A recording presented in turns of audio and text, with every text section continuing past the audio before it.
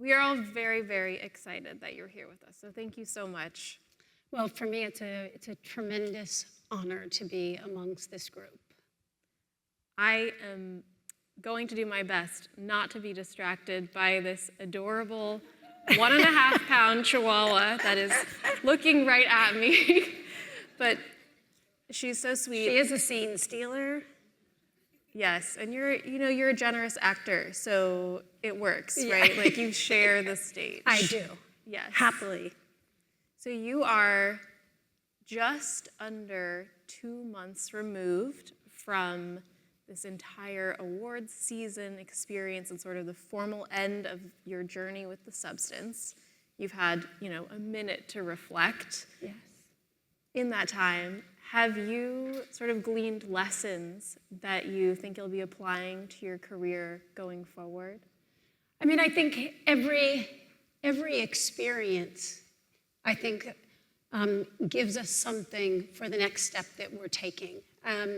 This was such an extraordinary, unexpected response that literally started in May of last year at Cannes. And, it's an amazing thing when you don't have any expectations, everything is a gift. And everything during this whole process, but most especially, I think the response on the flight here, a young woman, maybe 22, 23, came up to me and thanked me for the film because she said it changed her life and how she was holding and valuing herself.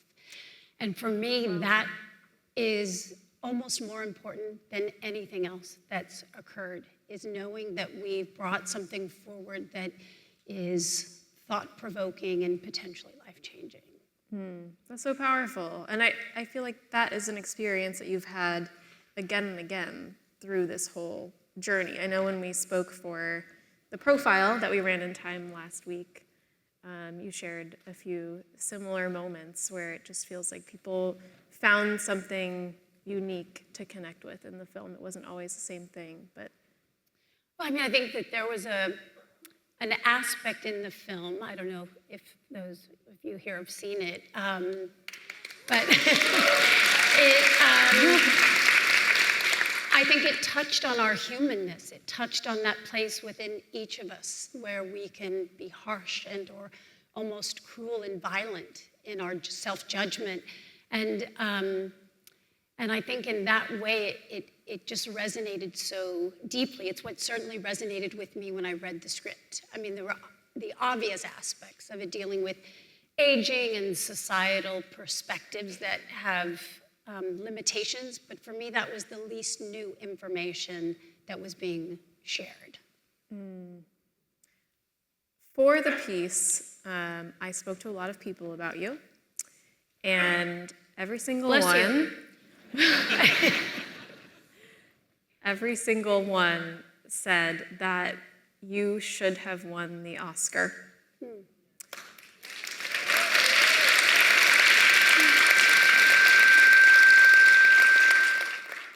Boots Riley, who directed you in a film that hasn't come out yet, but sounds super cool, can't wait to see it. I asked him this question, and his answer was essentially, well, that's a very political question for me because I know a lot of the people who made Anora, and obviously I know people at Neon, and yes, definitely, Demi should have won. Do you see yourself on that stage in the future? I think that would be nice. I can't say I would be mad at it. But, as I shared when we spoke, the question is, should I have won, is really maybe not, certainly not the perspective of how I hold it, because I didn't. And, I really do subscribe to this idea that everything in life is happening for me, not to me. And that doesn't mean there isn't disappointment, pain, or that things go the way I would like. But when I look at it through that lens, it allows me to step back and say, what is this trying to give me? And in that moment, while it was, a lot was, being projected that I would win. And so, of course, there's disappointment. I also immediately recognized that there is something that is greater that I am to be in service to, even if I don't know what that is, that there is a reason. And, I really had the pleasure of getting to know Mikey Madison and think that she did an incredible performance. And really, it's an odd thing for there to be a competition anyway. But, if I had won, it would have been, as I said to you, it would be like a completion to what had started. And clearly, the message here is that there's more work to be done, that this issue is not complete. And I'm sorry to everyone who had hopes for me that was also the hopes for themselves, because I did feel a lot of collective disappointment that felt like it was even bigger than me. I understand that. I don't think you need to say sorry, but we hear you. And when you think about what's next and what maybe that open door is that you still need to walk through, you have been such a big part of this cultural moment where women in their 50s, 60s, 70s are being celebrated and recognized, and there's stories being told about them that haven't before. And that's very exciting. What are the stories that you really want to see told? Oh, I mean, that's a very big question. What are the stories? I think I think that I don't know if I have an exact answer of what the exact story. I think that it's more about opening the door to really sharing and showing the truth of who we are today, and which is very different than what it may have been at another time. Our viability, I think that there was a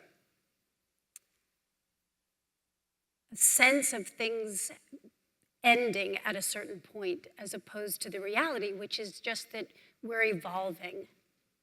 It's not ending. And I also have thought recently about this idea that aging and being old are not the same thing. And somehow we've confused that. And that aging actually is a tremendous gift. I mean, I would not trade, literally, you could not pay me to be 21 again. As good as it might sound, it was torture. And to be where I'm sitting today is such a peaceful space of acceptance and freedom that I would not change. And you can't have that without, it's a gift to age. It is a gift. And when we start changing how we hold it, our experience of it will change.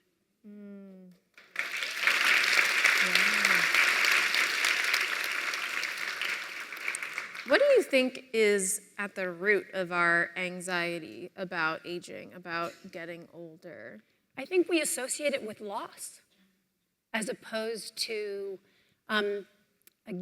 something that we're receiving, that that it's almost as if we see it as end. And I think we also live in, our Western culture does not really hold death in a very comfortable place. We don't see it, it will happen to all of us. It is an inevitable part of our process in this particular body that we're all in at this time. And I think we associate it with loss as opposed to holding on to curiosity, adventure, exploration. I think at my root, I'm such a seeker. And so, and I think in the same way you look at children, children don't have a sense of time as having an end. It's always about a beginning.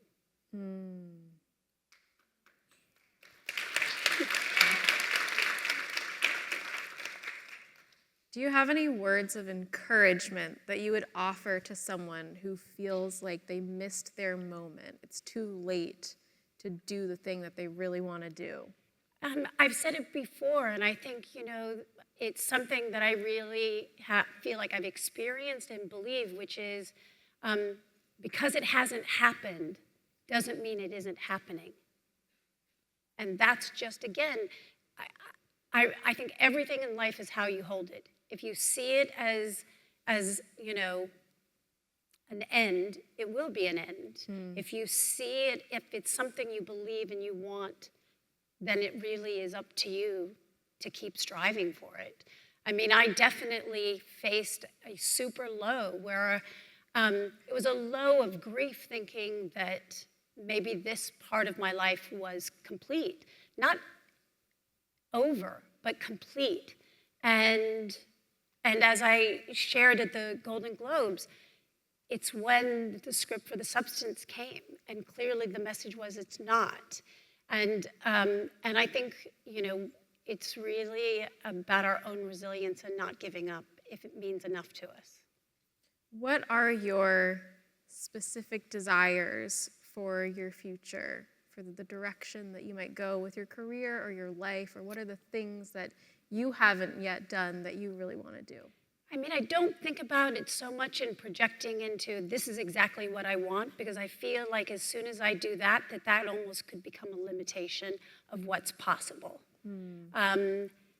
I think working with really creative, talented people who push me to become better, that elevate my abilities, that push me out of my comfort zone, that's really my task. But more than anything, I like to look at what's right in front of me and not project too much into thinking of it in a goal-oriented way.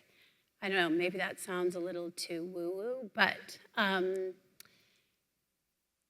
Do you I don't want to consider miss the yourself moment. woo-woo? I don't want to miss the moment I'm in by projecting to the future. I'm just excited about, like, what do I want? I'd like to keep working. I'd like to keep growing. I want to stay in gratitude. I want to never take life for granted.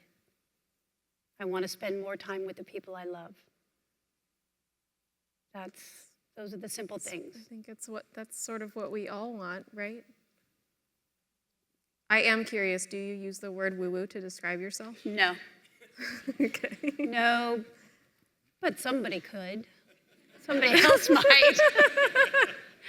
No. Okay. Would you say I'm woo-woo? No. I think you're very spiritual. I think you're very in touch with the universe, Demi. Thank you. Yes.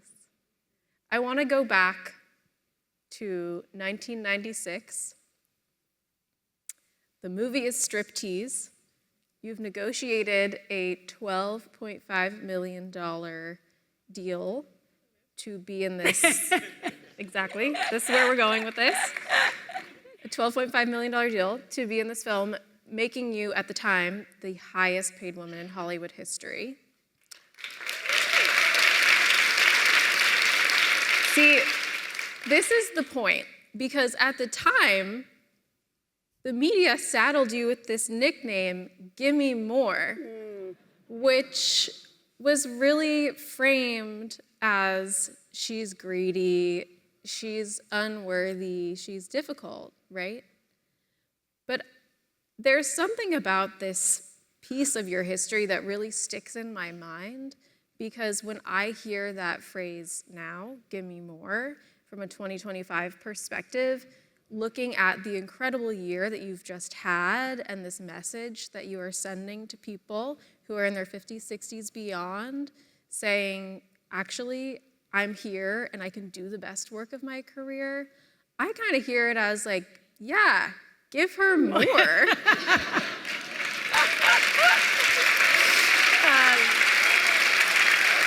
There was a lot of shame attached to ambition or striving for more. In particular at that time, there was a lot of shaming I experienced over that moment.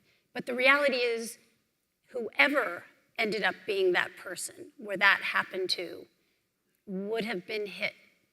It's just the nature of whoever is first has to be willing to take a certain level of criticism and harshness. But it was an important moment, not just for me, because it was an important moment for changing the landscape for all women. Mm-hmm. I think that's the lesson here today. That's the point, right? We can reframe these things, and we should be giving women more. Thank you, Demi. Thank you so much.